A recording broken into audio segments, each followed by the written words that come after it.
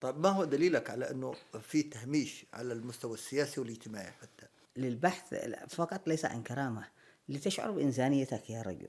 لذلك ترى أنه كثير من أبناء تهامة غادروا اليمن.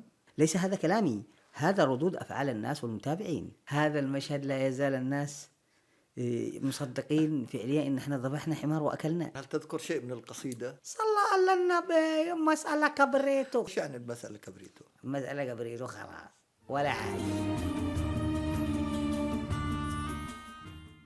أهلا وسهلا بكم مجددا الأعزاء والمشاهدين الكرام في حلقة جديدة من برنامج بودكاست ناس بيديا، الذي كما تعلمون نستضيف فيه شخصيات نعتقد أن لديها ما تقوله، ونحن دائما نبحث عن تقليب خفايا هذه الشخصية وأبعادها. طبعا ضيفنا لهذا اليوم أو لهذه الحلقة بالأحرى هو فنان يمني معروف، ظهر في شخصيات متعددة في الدراما اليمنية وخاصة الجانب الفكاهي. لا أريد أن أطيل كثيرا، لكن سأدع هذا التقديم إلى الفنان نفسه. فضيفنا لهذه الحلقة هو الفنان اليمني الجميل محمد طالب. أهلا وسهلا يا أستاذ محمد. حياك الله أستاذ صالح، أهلا وسهلا فيك. وأنا اليوم تشرفت جدا بأننا أكون متواجد معك في هذا البرنامج الجميل. أهلا بك. دعني حتى لا أدعي أنني أعرف الكثير عن شخصية محمد طالب سوى شخصية الفنان. نريد أن نتعرف على من هو محمد طالب قبل أن يكون فنان. محمد طالب واحد من الناس تلاطمت به الأمواج بعد ما تخرج من الجامعة. طبعا أنا خريج بكالوريوس إذاعة وتلفزيون من كلية الفنون الجميلة بالحديدة، وحاليا ماجستير إعلام من القاهرة. بدايتي كانت شخص عادي تم استدعائك يؤدي شخصية كومبارس. هذا عفوا، أنت انتقلت هنا إلى الجانب الفني، هذا في الجانب الفني. نعم، في الجانب الفني. نعم. تم استدعائي أؤدي شخصية كومبارس. تخيل، رحت عادي، واحد من الكومبارس الذين لا تظهرهم الكاميرا. أعطوني مشهد، تخيل كانت ورقة لا يوجد بها حوار، لكن كانت حنكة الممثل اللي أمامي. وأنا لا أقول أننا أمتلك الخبرة، أنا كنت في الجامعة فقط أقوم بتقديم مسرحيات، مشاريع التخرج، نمشي منها مصاريف. الأستاذ فهد القرني الله يرعاه بالخير قدم لي، هو كان مساعد المخرج وهو أيضا مؤلف، أعطانا ورقة فيها مشهد بلا حوارات، قال لي خلينا نرتجل. قلت له أوكي نرتجل. ارتجلنا فطلع المشهد كويس جدا. خلاص أنا روحت إنسان مغمور ما حد يعرفه، لسه ظهرت عملت هذا المشهد ومشيت. روحت كنت اللحية والشنب كثيفة، شخصية زخيمة الكل يعرفها. روحت عادي للبيت وحلقت، خلاص ماش في بالي إنه ممكن يرجعوا يتصلوا بي. حلقت وخرجت عن الراكور، فتفاجأ باتصال يقول لي المخرج يريدك للتصوير بكرة. طيب إيش من شخصية؟ قالوا نفس الشخصية اللي أديتها، اللي هي زخيم. ليش شخصية زخيم اللي ظهرت فيها في مسلسل همي همة. نعم طبعا المشهد هذا الكل يعرفه. كان مشهدين أو شوتر، هو يقول لي شقلب لك وأنا أقول له أقلب. فقلت لهم يا جماعة الخير كلموا المخرج إن أنا حلقت. قالوا عادي تعال. وصلت، أعطانا مشهد وكملت وخلاص. خلاص انتهى الأمر بالنسبة لي. فالسنة الماضية قبل التصوير بشهرين اتصلوا علي وقالوا المخرج يريدك. خلاص قال لي المخرج أنت هذه السنة معنا بطولة. قال نعم، لقد تم كتابة مسار كامل لشخصية زخيم. أتفاجأ أن لزخيم مسار محدد وشخصية أصبحت قريبة من الجمهور. أثناء التصوير زخيم كان هو الرديف لشوتر، كانوا الاثنين زي الأصدقاء اللي الأعدقاء، كل واحد يعمل في الثاني مقالب. فالشخصية أحبها الناس وأصبحت قريبة. في كل الأجزاء كل جزء كان التطور أكثر. إلى تقريبا أن وصلنا للجزء السابع بشخصية زخيم، وكان الجزء الأخير هو الثامن. خرجت من شخصية زخيم تماما إلى شخصية برقوق. طبعا المتابعين أو المشاهدين لما يشوفونا الآن يقول لي أنا مش مصدق أن أنت زخيم. زخيم يا أخي شيبة، زخيم كبير في السن، أنت بس زخيم. أقول له أحلف لكم على المصحف والله أنا صغير يا جماعة. والزخيم كان يعني شخصية الزخيم كانت شخصية الرجل المسالم البسيط نعم، شخصية شخص شيبة كبير في السن، يزيد عليه شوتر، شخص يخاف من طفاح الظالم شيخ القرية، شخصية مسالمة يمشي بطريقة معكوف ظهره. أحبه الجمهور أحبه زخيم وتعاطفوا معه كثير، خصوصا أنه حصلت له تقلبات كثير. أنت تعرف أنه الشخصية الدرامية يجب أن تمر، يسموها في علم السينما يسموها الحالة السيكولوجية للشخصية، ما بين فرح وحزن والحمد لله إن شاء الله نقول قدمنا ما يرضي المشاهد. طيب في مشهد كذا جميل جدا في مسلسل همي همك كان مع شوتر اللي هو محمد القرني، فهد القرني عفوا، ذبح الحمار. الله، هذا المشهد لا يزال الناس مصدقين فعليا ان احنا ذبحنا حمار واكلناه طفاح.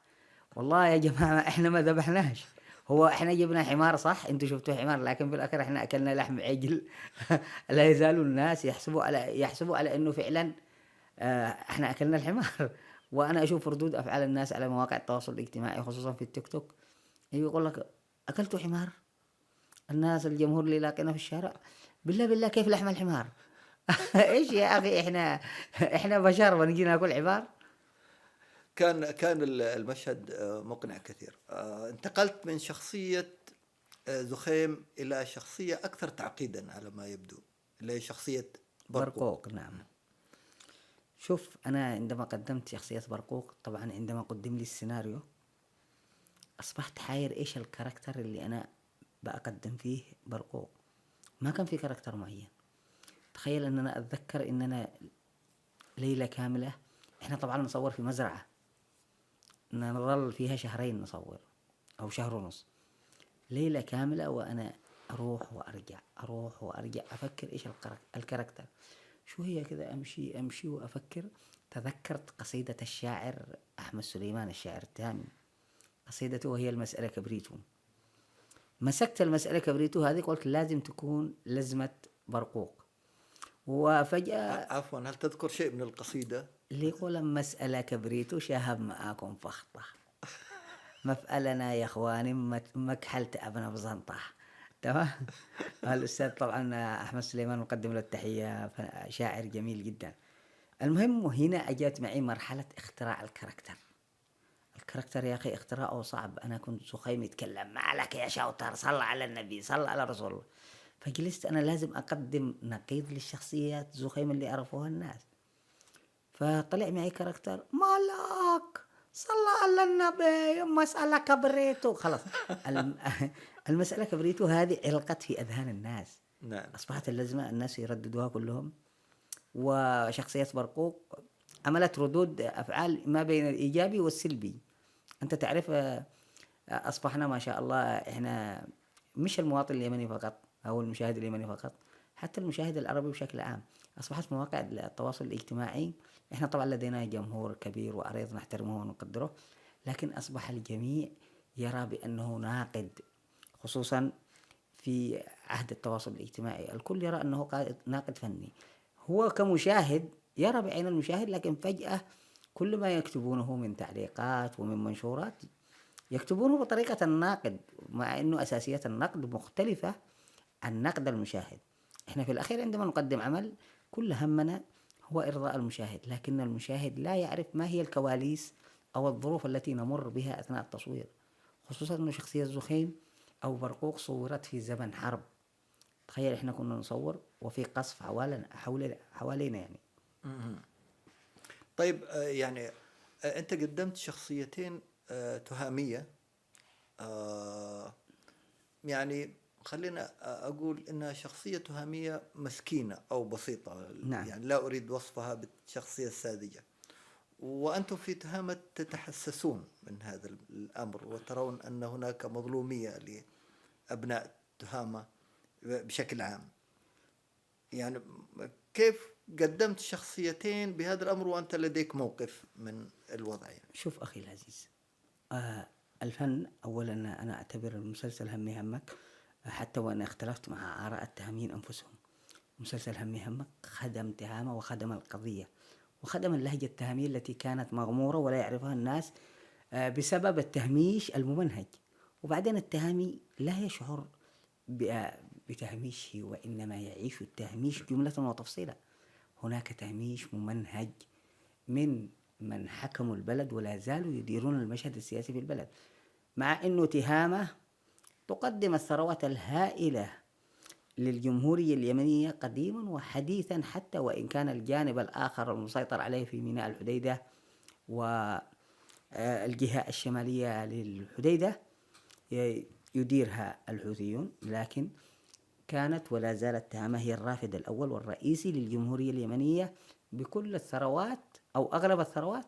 ومع هذا لا زالت تعيش التهميش الممنهج، ومن حق التهامي أن يشعر وهو يعيش هذا الشعور الذي يراه بأنه يقوم بتحقير هذه الشخصية التهامية التي يفترض هي أن تكون في مصاف اليمنيين. اليوم التهاميين ستجد منهم الدكتور، ستجد منهم البروفيسور، ستجد منهم النوابغ، يا رجل زبيد مدينة العلم والعلماء. طيب ما هو دليلك على أنه في تهميش على المستوى السياسي والاجتماعي حتى؟ شوف أخي يعني هذا كلام مرسل، لكن يعني ما هو الدليل القاطع لديك؟ الدليل القاطع، إحنا مثلا في زمن النظام السابق كان صح إنه في حكم محلي واسع الصلاحيات، لكنهم لا يختارون محافظ إلا الشخص الذي سيذعن لما يقوله مركز القرار في الأعلى أو في العاصمة لينفذ ما يريدونه. لكنه تهامي في النهاية. تهامي، لكن يختارون لك الشخصية الضعيفة لتكون كومبارس حتى نظهر بأننا ضعفاء.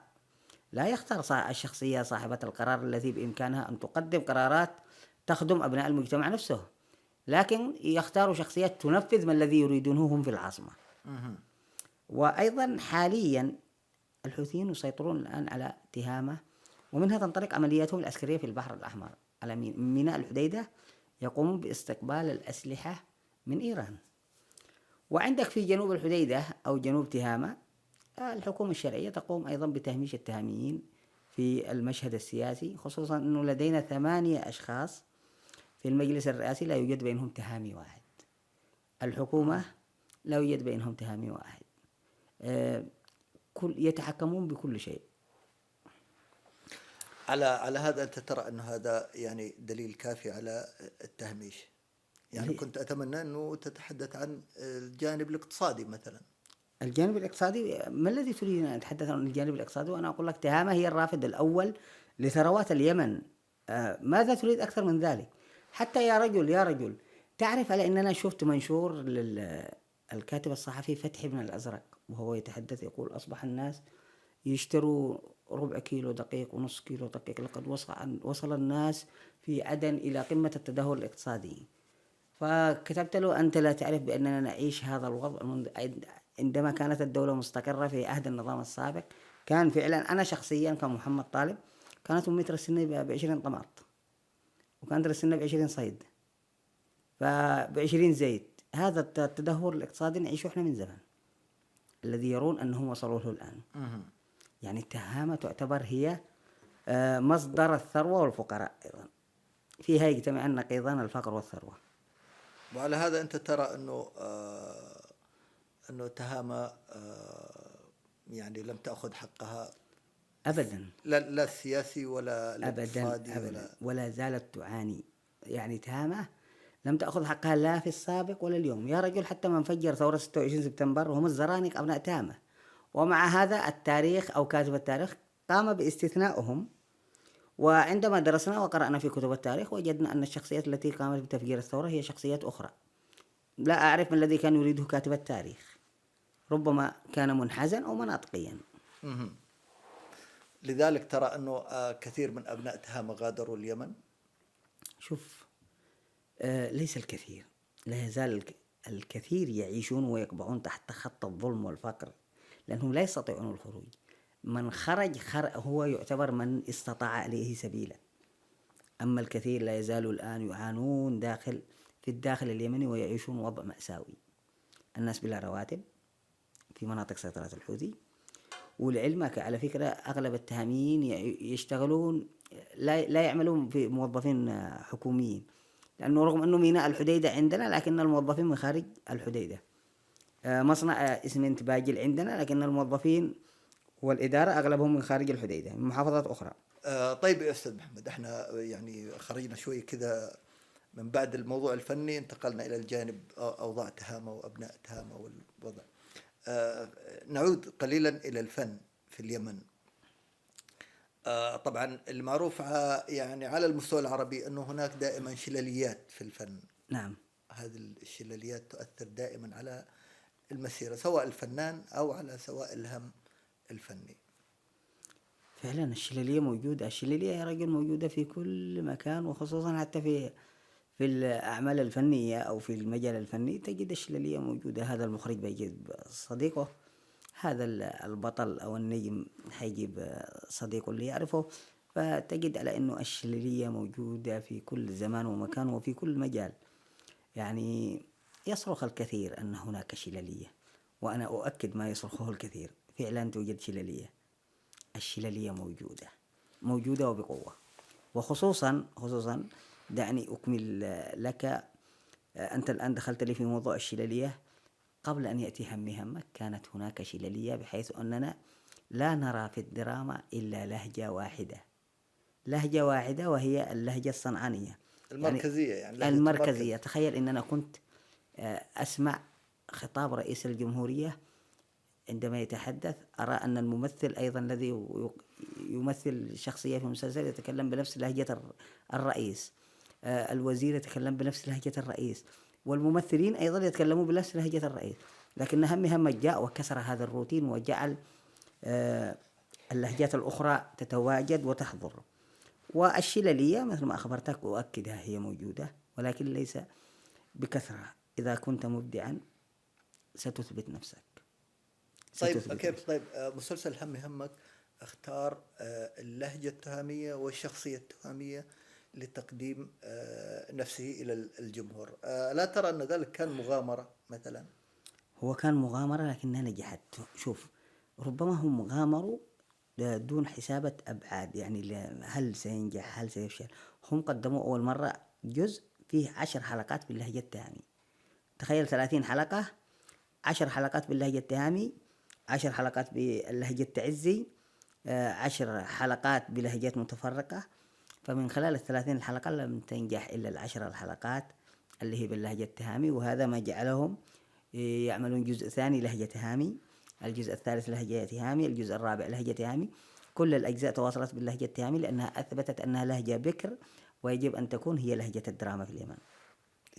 هذا كلام كبير. نعم. أن اللهجة التهامية تكون هي اللهجة الأساسية للدراما اليمنية. نعم، يعني هي أثبتت نجاحها وقربها من قلوب المشاهدين. ليس هذا كلامي، هذا ردود أفعال الناس والمتابعين، أنهم يعني أصبحوا يحبوا اللهجة التهامية.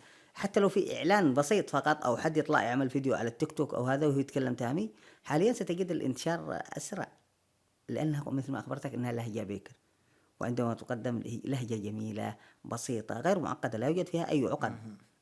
هذا يعني تصريح يخصك على أي حال.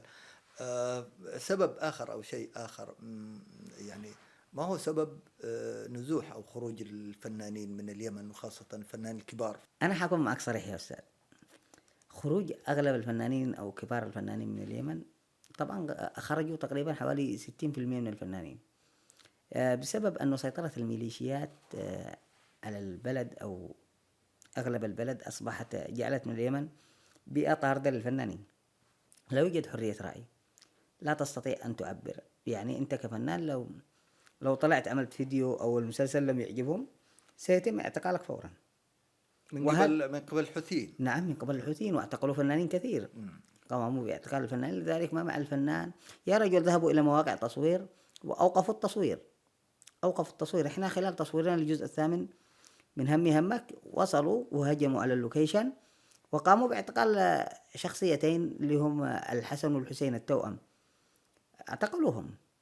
انت كيف تقاوم ميليشيات مسلحة وتفهمها على انه هذا فن، هذا فن يقدم للناس مادة وعي، وايضا يقدم حضارة اليمن نفسها.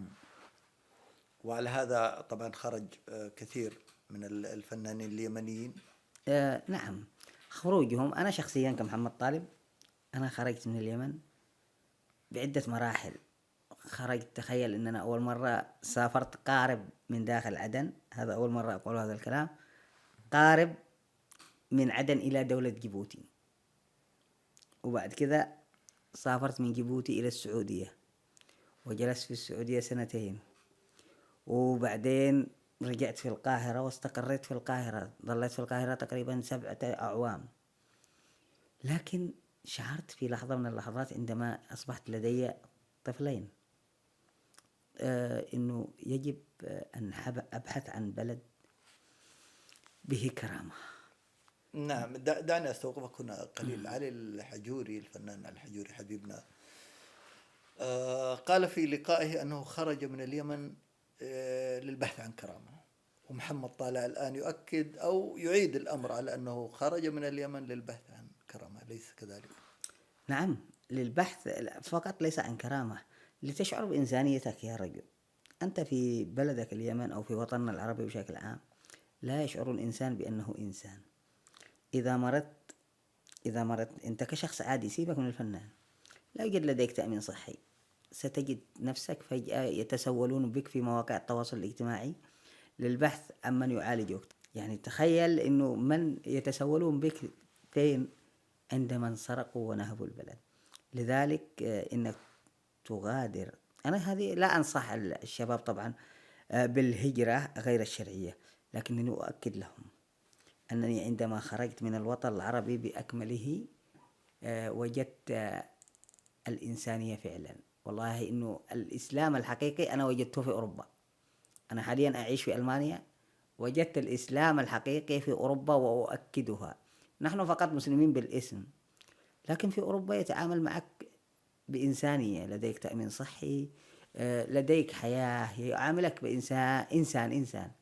لكن في وطننا العربي لا يوجد من الإسلام إلا الصلاة والصوم والسلام عليكم. ما في لا تأمين صحي، لا خدمات، لا حياة، حياتك في مهب الريح مثل ما يقولوا. طيب أستاذ محمد، أنت يعني ذهبت إلى ألمانيا وتعيش الآن في ألمانيا يعني منذ 2 تقريبا، 3 سنوات. يعني ألا تشعر بالحنين ناحية اليمن والجذور وما إليه؟ لا أحد يتنكر لبلده أو لا يشعر لها بالحنين، لكن سأكون معك صريح، أنا أشعر بالحنين جدا لمصر. سنويا لا أأتي إلا لمصر. اسألني لماذا؟ في مصر يطبقون البيت الشعري الذي يقول بلاد العرب أوطاني وكل العرب إخواني. في مصر لن تشعر أنك غريب. الناس هنا يشعروك، المجتمع المصري يشعرك بأنك منهم وفيهم، لديهم لا يوجد تعالي ولا يقول لك أنت غريب، لا بالعكس، ذاك باشا طول الوقت وأنت باشا. في اليمن ما في عندنا إلا شيخ وسيد ورأوي، هنا طول الوقت وأنت باشا. في مصر الحياة جميلة، هذا يجعلنا أحن أكثر لمصر أكثر من اليمن. اليمن عندما تستقر سياسيا ونرى فيها عدالة اجتماعية لكل الناس وأنه الجميع سواسية كأسنان المشط، هنا سيكون الحنين أقوى. لكن حاليا أنا وعائلتي على الصعيد الشخصي لا نحن إلا لمصر. طيب، يعني أنت بتقول حول الموضوع الاستقرار اليمن، هل يعني أن اليمن قبل الاستقرار كانت مختلفة مثلا عما هي عليه الآن في الناحية العادات التقاليد الاجتماعية وكذا هي نفسها؟ طبيعي عندما تستقر الدولة ويستقر البلد ويستقر الممثل ويستقر السياسي. يا رجل اليمن حتى أصبحت بيئة طاردة للسياسيين أنفسهم. أين يعيش السياسيين؟ لا يعيشون في اليمن. أي بس هل هيناديك مثلا في اليمن يا باشا أو بالألقاب الجيدة حتى في حالة الاستقرار طالما الفكر هو نفسه؟ لا، يعني في مصر تقصد لأنه في يا باشا تسمعها في مصر، لكن في اليمن يا حاج يا عزي أين عاد سير. تمام، صح، في ألفة عندنا في المجتمع اليمني، حاجة روابط اجتماعية جميلة. لكن أنا أكلمك على الحنين حاليا. في ظل عدم استقرار اليمن لا ينتابني الحنين إلا لمصر، لأنها أم الدنيا فعلا. مهم. واسأل أي ولا يمني يعيش في ولا مصر. ترغب في العودة إلى اليمن نهائيا حتى بعد لا الانجلاء مثلا؟ بالعكس، عندما تستقر البلد سنعود إليها وبقوة. هذه بلدنا ولا أحد يتنكر من بلده. طيب أنت مرة أخذت تقريبا على عاتقك قضية تهامة ومساعدة تهامة أثناء الأمطار الغزيرة اللي حصلت قبل سنوات تقريبا. نعم نعم. تبنيتها. الآن أنت لا تريد حتى العودة إلى اليمن؟ لا أريد، لكن في حالة الاستقرار. أنا الآن لو عدت أنا وعائلتي لن أأمن لا على رأسي ولا على رؤوس عائلتي. سنظل عايشين في خوف، يعني أظل خايف على ابني ولا بنتي ولا زوجتي في ظل وضع بلد غير مستقر. أصبح الآن الحوثيين يأتي إلى شخص قال كلمة يجي يقتحم البيت ويقوم بالاعتقال. ما بالك وضع الآن غير مستقر وأنا أعود بعائلتي؟ شيء صعب جدا. لكن لا أحد يقول اسمح لي أن تعود بعائلتك، لكن أن تناظر أنت من الداخل. النضال من الداخل يحتاج إلى من يحمي ظهرك.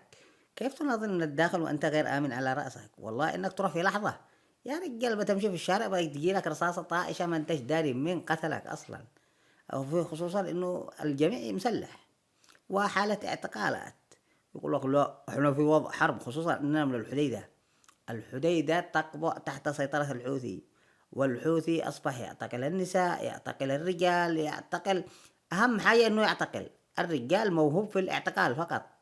كيف أرجع اليمن؟ لكن مع هذا لا ينفي بأنني أحن إلى اليمن، وأي قضية اجتماعية كفنان سوف أتفاعل معها وبقوة، لا أتنكر البلد أبدا. طيب يعني أنت على مثلا على التواصل مع الجبهات في الداخل، الجبهات التهامية في الداخل نعم نحن نتواصل، وعلى مواقع التواصل الاجتماعي نتناقش، وأيضا أي قضية نتفاعل معها. هذه الأمور مهما ذهبنا ومهما ارتحلنا ومهما سافرنا والله إنما رجعنا لبلادنا، دي بلادنا. لكن يستقر الوضع، يبطلوا عنصرية، يبطلوا مناطقية، يبطلوا تهميش، يشعرون بالمواطنة المتساوية، إننا جميعنا سواسية وما حد زايد عن حد. لا شيخ لا سيد لا رعية لا عبيد، واليمن للجميع وجميعنا سنكون سعداء. طيب يا أستاذ محمد، أنا شاهدت لك كثير أو عديد من المقاطع وأنت تتطرق إلى الجانب السياسي. هل تؤيد انخراط الفنان في السياسة مثلا؟ نعم أؤيده بقوة. الفنان هو في الأخير هو من الشعب نفسه. الفنان هو ما جاءش من كوكب المريخ. الفنان هو قادم من عامة الشعب. وأنا أتذكر مقولة أنه الحياد في المواقف السياسية الحساسة يعتبر جريمة عندما يكون حياد من قبل الفنان. إن لم يقم الفنان ويعلن موقفه الصارم بأنه مع أو ضد، فهذا يعتبر لا فنان ولا عنده إحساس ولا مشاعر.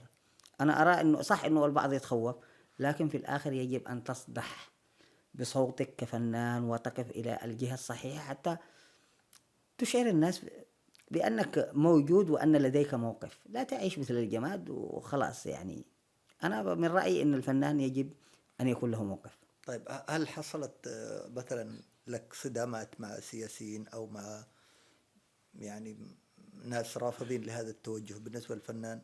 شوف أنا أحدثك أنه شوف مواقع التواصل الاجتماعي هذه جعلت ما شاء الله الكثير من الناس يخوض. ما شاء الله احنا اليمين خصوصا نقاد رياضيين، نقاد سياسيين، نقاد إعلاميين، نقاد فنيين، كل يجي يعلق عليك يقول لك خليك في الفن أحسن، سيبك من السياسة. هذا رأيك يا أخي، أنت تقول لي كذا، هذا رأيك. لكن أرى أن رأيي يجب أن أخرجه للناس، يجب أن أقوله. انتقدني كيفما تشاء، لكن يجب أن يكون لي رأي وموقف فيما يتم الآن في اليمن. الناس الآن مطحونة، الناس الآن تموت، الناس الآن لا أحد يشعر بها. يا رجل أقسم بالله العظيم إننا أشوف ناس يأكلون من براميل الزبالة، بينما الساسة الذين لا يفقهون شيئا في السياسة. طبعا أغلب ساساتنا طلعوا عن طريق الشللية والوساطة والانتماء لجغرافيا معينة، ما لهمش علاقة بالسياسة، غير قارئين، غير حتى لا يعلمون أن السياسة هي فن الممكن، لكن لا لديهم لا فن ولا ممكن. طيب إذا كان السياسي لا يستطيع هل تجبره على شيء لا يستطيع إليه السبيل؟ فليتنحى ويترك المجال لغيره. أنا أتذكر أنا لدي صديق صحفي جميل هو قارئ لعبد الله البردوني، أوجه له تحية، وهو الصحفي الجميل عزت مصطفى. هو يقرأ للبردوني، ودائما نتناقش أنا وهو حول قصيدة للبردوني هي الأخضر المغمور. يتحدث فيها في هذه القصيدة من أحد الأبيات تقول: وحينما يستحيل كل خيار سوف تختاره الضرورات رغما. يعني من سيقود البلد؟ اليمن الآن بحاجة إلى قائد يتخذ القرار، يتخذ القرار، مش عبارة عن دمية أو شخص لا يسد مكانه. لذلك اليمن هي بحاجة إلى قائد، والفنان أيضا يجب أن يشارك. وبخصوص التهديدات، فنحن كل يوم نتعرض للتهديدات، منها بالتصفية ومنها بمن هم متواجدون داخل البلد. يعني أصبحنا لا نأمن لا في الداخل ولا في الخارج. سعداء. طيب يعني اسمح لي، يعني هذه الشعارات وهذه الأشياء اللي دائما نسمعها، ما الذي قدم الفنانين اليمنيين لليمن؟ يعني ايش اللي قدم الفنانين اليمنيين لليمن إلى الآن على هذا المستوى؟ أنت قصدك ما الذي قدمه الفنان من أي ناحية؟ ماديا أم توعويا؟ كلمنا. بكل النواحي. يعني أنت لما تنتقد أو وأنت تنتقد وأنت خارج البلد. نعم، أنا أنتقد وأنا خارج البلد، لأننا مثل ما قلت لك لن أكون آمنا على رأسي ولا يوجد حرية تعبير. أما من ناحية من الذي يقدمه الفنان، شوف بقول لك حاجة وعلى بلاطة. الفنان اليمني هو من أكثر الشرائح الاجتماعية هضما في اليمن. تخيل الممثل ما فيش معاه في السنة إلا مسلسل واحد يمثله ويستلم الأجور حقه، والأجور يا ريتها تكون أجور عالية، أجور زهيدة. ما الأبطال فقط هم من يستلمون أغلى، يعني المبالغ العالية، ويعيش منه السنة كلها، إيجار، أكل، شرب، مدارس. الفنان يريد من يقدم له، من يقدم للفنان حتى هو يقدم. جميل جميل، يعني كلامك وطموحاتك حلوة جميلة، لكن مثلا أنا أقصد ما الذي قدمه الفنانين اليمنيين لليمن في الداخل؟ هل قاموا بعمل جمعيات؟ هل قاموا بعمل اتحادات؟ شيء معين تقديم القضية اليمنية عبر وحدة؟ اللي أنا صراحة وصلني وشايفه أنه هناك تصادم، هناك تناحر بين اليمنيين، هنا الفنانين اليمنيين، هناك تنافس، هناك انتقادات داخلية. يعني الوضع داخل بين الفنانين نفسهم أنتم يعني مزري قليلا، اسمع لي يعني. شوف يا أخي، أصبحوا أغلب الفنانين مسيسين وينتموا لأحزاب معينة، وبعدين لن يسمح لك أنك تعمل اتحاد أو تعمل جمعية، لأنك سينط لك فيها مثل ما تكلمنا عن المنتج، سينط لك فيها السياسيين من أحزاب وسيتدخلوا فيها، ويجب أن يختاروا فلان رئيس الجمعية أو رئيس الاتحاد، واحد يكون حزبي، مثل ما يحصل في الجامعات اليمنية. رئيس الطلاب مثلا، رئيس اتحاد الطلاب داخل الجامعة ستجد انه اما اصلاحي او مؤتمري او اشتراكي. تمام. لذلك لا، ما فيش عد مجال، ما يطرحوش للفنان انه يعبر عن حال الشعب. الفنان بحد ذاته يبحث عن من ينقذه، يبحث عن منقذ، وهذا من اولوياتي التي جعلتني اغادر. يعني أنه لا يرتجى، لا يرتجى شيء من الفنانين اليمنيين تحت هذه الظروف، أو أنه ربما الفنان اليمني يقبل بهذه الأعذار. شوف اغلب لا والله مش اعذر. اغلب الفنانين، شوف انت معك فهد القرني، فين كان الآن؟ كان في الأردن جالس. حاليا رجع تعز في منطقة سيطرة الشرعية وقدم مسلسل. لكن هل في اليمن السنة كلها مسلسلات زي مثلا مصر ولا بقية الدول؟ لا طبعا، مسلسل واحد زي السمبوسة، ما تقدمه في رمضان وروحت لك، والله انك تكمل تصوير وبعدها ولا حد حتى بيرفعوا السماعات يتصلوا عليك، الا فقط ايام استقرار الدولة، بعدها بيجي لك اعلان، بيجي لك مثلا مسرحية تقدمها بمبلغ زهيد. هذا هو وضع اليمن. اليمن يا اخي تشبه ساكنيها وتشبه ساستها. وضعنا في اليمن وضع متدني. نتمنى انا ما باكنش لغة عربية فصحى، انا بقول لك اليمن فيان، أما مسألة كبريتو بس.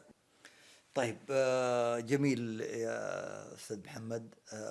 يبدو لي نقف هنا قليلا وننتقل إلى محور آخر في حياة محمد طالب الفنان، الأب والزوج وما إليه. محمد طالب تزوج من الصحفية مروة السيد.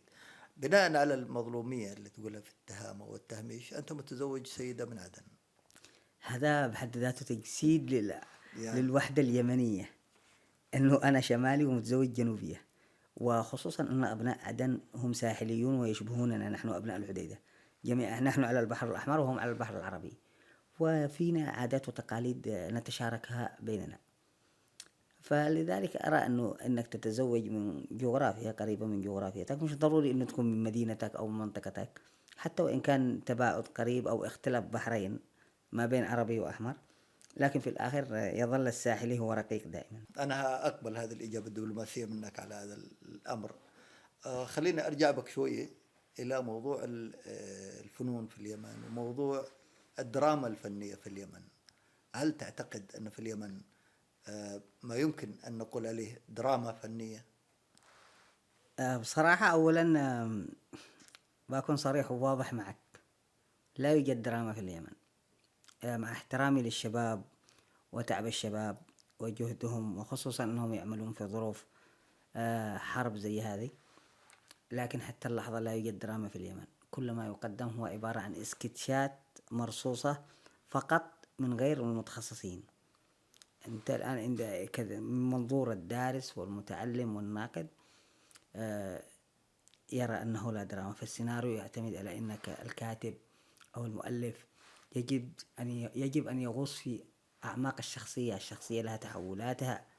وأما كتابنا مجرد مجموعة يجلسوا يجمعوا مجموعة نكت وعبارة عن يرصوا يحشوا حشو حتى يطلعوا عمل. ما فيش عندنا الكاتب المتخصص. والبعض يعتبر على أنه يسمى بالصنعاني الزباجين، مجموعة من الزباجين يجتمعوا مع بعضهم في الديوان وكل واحد يعمل نكتة وشافوا أنهم عملوا مسلسل. إيش معنى الزباجين؟ بس صنعاني معناته أنهم مجموعة منكتين، فهم يظنوا أنها دراما. الدراما يجب أن يكون الكاتب متخصص، المخرج متخصص، الدارسين قليلين مع احترامي الشديد. الأستاذ فهد القرني يشوف دارس، أعتقد درس في القاهرة المعهد العالي للسينما.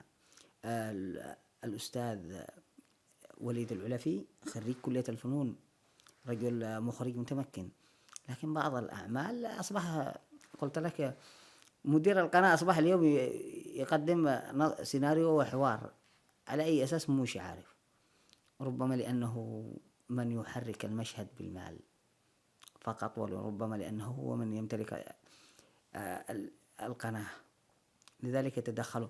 يا أخي شوف، المنتج اليوم يتدخل في كل شيء، باقي المنتج الآن هو يقدم قصة تمام إنه سيناريو وحوار، والله إنه لولا إنه مستحيل يكون يصوره، ومستحيل واحتمال يكون ينزل يمثله مستقبلا بفلوسهم.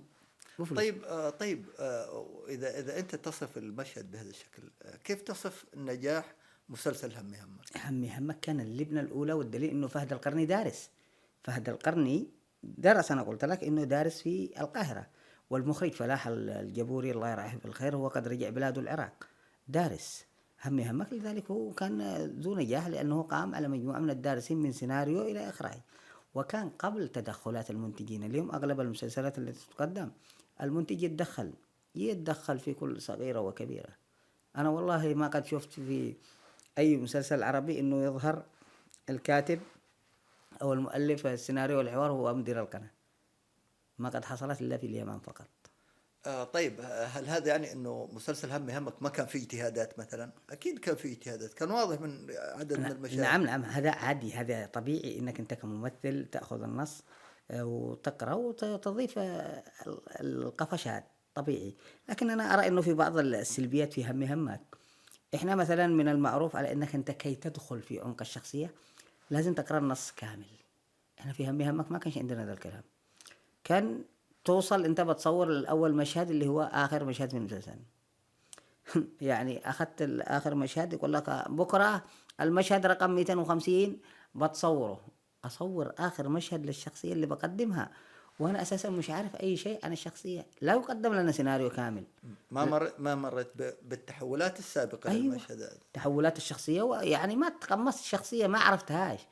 انت اقول لك تجي تصور المشهد رقم 250 وانت ما تعرفش حاجه عن الشخصيه اللي تقدمها، ما معك الا انك توصل بس تقرا ذا وتوكل لك على الله. لذلك الفن عندنا لحد الآن لم يواكب. يحتاج إلى أنه مثلا الممثل يقرأ النص كامل، يحتاج إلى أنه لا يوجد أيادي خفية تتدخل في إدارة المشهد الفني في العمل الدرامي.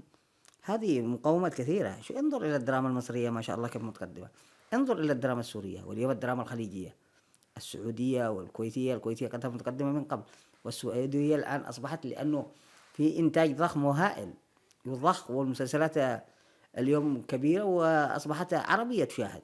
طيب هذا يعني تقارب الوضع الفني بين دول مستقرة ودولة زي اليمن يعني تنهشها الحروب يعني من كل ما هو جانب يعني. ما هو أيام ما كان استقرار الدولة في اليمن كان المسلسلات هي محصورة على شلة معينة وبلهجة معينة، ومع هذا كان ما تنجحش، والله كان ما تنجح يا أخي. يا أخي أقول لك حتى في مسلسل كشكوش اللي كانوا قدم لنا وإحنا أطفال، في شخصية اسمها تمرانة. تمرانة هذه تنزل من الفضاء، نزلوها تتكلم صنعاني، والله نزلت تتكلم صنعاني. طيب وماله انها تتكلم لا صنعاني؟ يعني بلهجة صنعاني من كثر حبهم على أنه هذه اللهجة تسيطر على الدراما اليمنية. لكن عندما جاءت اللهجة التامية أثبتت وبجدارة أنها هي اللهجة الأقوى، وأنها هي اللهجة التي يجب أن تتصدر بأن تكون هي لهجة الدراما في اليمن. ما تعتقد ان هذا موقف نابع من مظلومية؟ لا، ليس من مظلومية، وإنما اسأل كل المتابعين. أنت إذا لديك برنامج حواري في الشارع وسألت المتابعين بيقول لك نحن نتحسر على أيام همك ومسلسل زنبقة وشوتر. ليش؟ لأن الشخصيات كانت قريبة من قلوب الناس، أحبوا اللهجة، أحبوا الشخصيات، أحبوا التنوع. هم أحبوا الشخصيات البسيطة في المسلسل، واللهجة أيضا قريبة، قلت لك غير معقدة ولا تحمل أي عقد. أنا مع احترامي لبقية اللهجات، أنا هنا مش إن أنا أهاجم والله لهجة معينة بعينها، لكن أنا أوصف لك المشهد الذي يدور في اليمن. يا رجل حتى اللهجة اللي كانت تستخدم كلهجة الدراما هي لهجة السياسيين، هي لهجة الوزراء، هي لهجة الرئيس. ما لدرجة إن أنا مرة دخلت الجامع وشفت الخطيب وأنا أصلي أثناء الجمعة ما يتكلمش في نفس اللهجة، استغربت يعني. طيب شوف، يعني يمكن أحد العوامل اللي أنجحت مسلسل همي همك هو البساطة التي كانت تحدث خلف الكواليس ربما قبل بداية تصوير المشاهد. الله، لدينا يا أخي كواليس جميلة وحميمية. يعني تخيل أنتوا تعيشوا في مزرعة طاقم متكامل لمدة شهرين ونص، تبعد عن أسرتك، الكل موجود ومع بعض، تاكلوا وتشربوا وتعيشوا. آخر يوم نزعل، آخر يوم لما نقولوا فركش نزعل والله. خلاص يعني بنفترق، لأنه كل واحد من محافظة معينة، في اللي من تعز، في اللي من صنعاء، في اللي من الحديدة، في اللي من عدن. يعني يظل التواصل بيننا مجرد هاتفي أو واتساب. بناء على ما ذكرت الحميمية همي همك وسر نجاحه، بالتأكيد كان في هناك أشياء خلف الكواليس يعني طريفة. طبعا الطريفة إن احنا كنا ما نقدرش نرقد في بعض الأجزاء. تدري ليش؟ كان معنا واحد من الممثلين الله يرعاه بالخير ويحفظه بدون ذكر أسماء، كان يا أخي يشخر بشكل مرعب يا أخي، يشخر قسما بالله. احنا نسكن في الدور الثاني وهو مثلا يرقد في الدور الأول. يعني تخيل احنا كنا ننام في صالة كبيرة كده، احيانا هو من كثر ما يشخر ينيموه تحت لوحده والشخير مكانه لعندنا، لدرجه انه كان يجي اللي يجي يقول له اقتلب، واللي يجي يطرح له مخده فوق وجهه. هذه كانت من ضمن الكواليس المضحكه والايام الجميله، والرجل ده لا زال مشخر الله يحفظه. طيب يا أستاذ محمد، في مشهد في همي همك لا ينسى تقريبا عند الجمهور، وهو مشهد ذبح الحمار أنت وشوتر وتقديمه للناس. يا أخي هذا المشهد الناس مصدقين إن احنا ذبحنا حمار، مع إنه والله ما ذبحناه، والله ما ذبحناه. الحمار اللي شفتوه كان حمار عادي، لكن في الأخير إحنا أكلنا لحم عجل يا جماعة. لا زال الناس لحد اللحظة يدخل يعلق لك في مواقع التواصل الاجتماعي، يقول لك أسألك بالله الحمار ذبحته واللي لاقيك في الشارع، كيف شعورك وانت تاكل لحم الحمار؟ يا اخي احنا بشر، كيف بنجي ناكل لحم حمار؟ احنا اكلنا لحم عجل. هذاك الحمار اللي انتم شفتوه هذاك حمار اجا كومبارس معنا وروح، واحتمال ما حاسبوش. يعني الحمار اجا مسك كومبارس فقط وروح. احتمال عادوا الان يدور حسابه. تمام، لكن انا اؤكد لكم ان احنا ما اكلنا الا لحم عجل فقط. وبصراحة هذا المشهد مشهد طريف جدا. اي كان هذا مشهد يعني لفت الانظار كثير عند الناس واشتهر، يعني اشتهر. في قصة لمحمد طالب تقريبا، يعني إحدى السيدات طالبت مرة محمد طالب وهو في الشارع الظاهر أو هذه أي. ذكرتنا ذي واحدة جارتنا كانت عجوزة، هي مسكينة تظن إن إحنا نصور همي همك قبل المغرب، يعني هو همي همك يأتي بعد صلاة المغرب مباشرة. هذاك اليوم أنا خرجت قبل المغرب خارج رايح مسكتنا في الشارع، واه واه زخاين ما معك هنا. قلت لها مالك يا حجة صلي النبي، يحين عاد تبغى صورة مسلسل، يحين شو تبغى صور يا حجة صلي النبي، مسلسل قد صورنا قد كمل يحين قبل ساعة. قلت له أقول لك احنا نصورها قبل شهرين. الله يشلك وانا احسبك تصورها دحين وخليها على الله بس. طبعا المواقف طريفة ليست في اللوكيشن فقط. تخيل حتى انه بعد الجزء الاول نبيل الانسي اللي يمثل شخصية الزنبقة قال لي انا كنت في صنعاء، فقال لي بنسافر السعودية. قلت له جين من ناب؟ قالش انه وصل السعودية بنعمل هناك نمثل. قلت له العيد باقي له 3 أيام، من فين لنا فيزا؟ السفارة مقفلة. قال بسيطة، صاحب المهرجان هو بيرسل لنا بحد يدخلنا. وصلنا يا حبيب من صنعاء إلى حرض، استقبلنا مهرب الله لو وراك، مهرب أحول ومعاه الربو. اتحرك بنا الرجال، مشينا في الطريق طول الطريق وأنا خايف أقول على الله. الرجال يجري بنا شيز، كان يقول لنا يلا يلا يلا، ويجري يجري يجري شيز يلا يلا يلا يلا يلا، لا فين تمام. لما طبعا وصل بنا لجنب العسكري وأجاله الربو، احنا متخبين والرجال أجاله الربو.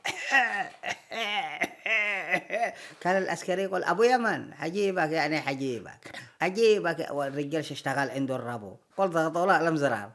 المهم يا حبيبي شويه قال لا يلا يلا يلا، جزاء يجري بنا جري لا فين لا عندهم عسكري. قال الله العسكري مكانك مكانك يا مهرب الغفله، كل اللي تهربهم تجيبهم لعندنا. المهم تسكنا، دخلوا عنا هذاك الوقت في هناك حقهم مكان الاحتجاز ورجعونا لا حرض. اتواصل معانا صاحب المهرجان قال بجيب لكم مهرب ثاني. جاب لنا يا حبيب مهرب ثاني. المهرب ذا طويل ما شاء الله، طول من شوال، طويل الرجال مشابنا بالنهار من خط الجبال. كان يقول لنا شوفوا انا اللي هربت الفنانة انا اللي هربت الفنان، امشوا ورايا. وكان يتكلم لك في الشريحة يقول له الآن أوصلهم عندك، الآن أوصلهم عندك، وإحنا نمشي وراه طراق طباق طراق طباق، لقينا نفسنا عندهم عسكري.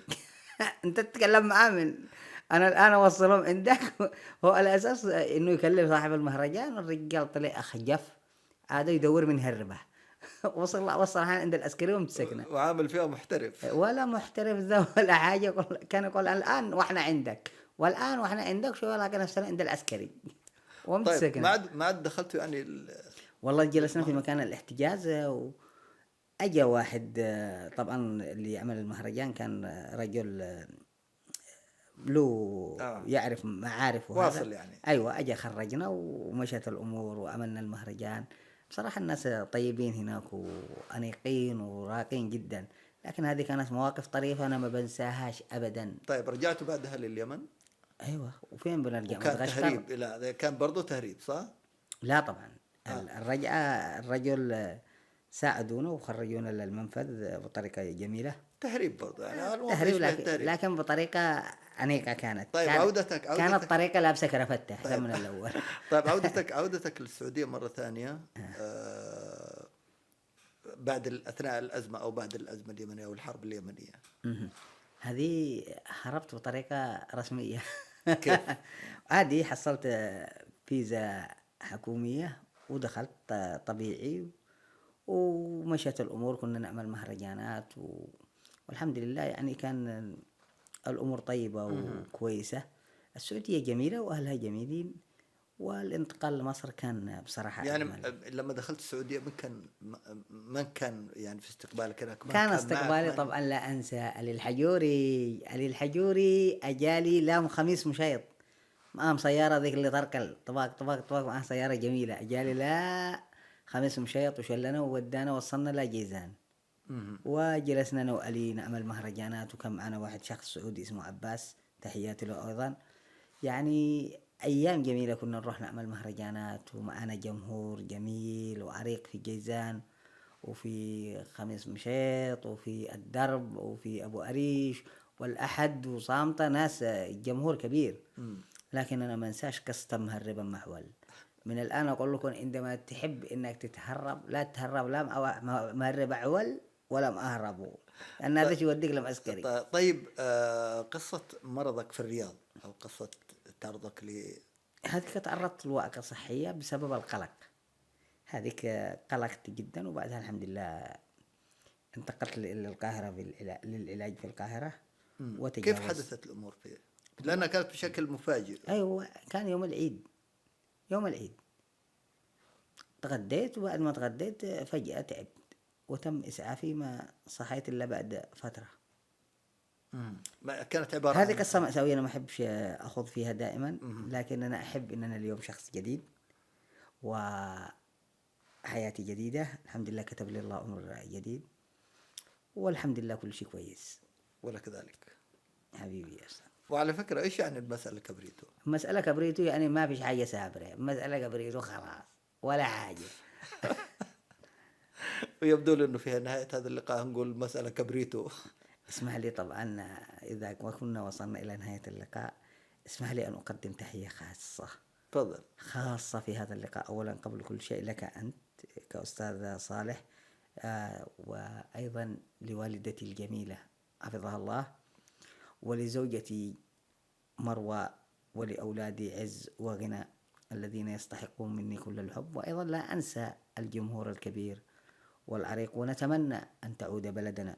وأيضا لا أنسى أن أشكر جمهورية مصر العربية التي احتضنت كل اليمنيين والذين لم تشعرون بأنهم غرباء. وأيضا أشكر وقوف الأشقاء ممن دعموا اليمن كي يستقر، وحتى الآن لم يستقر.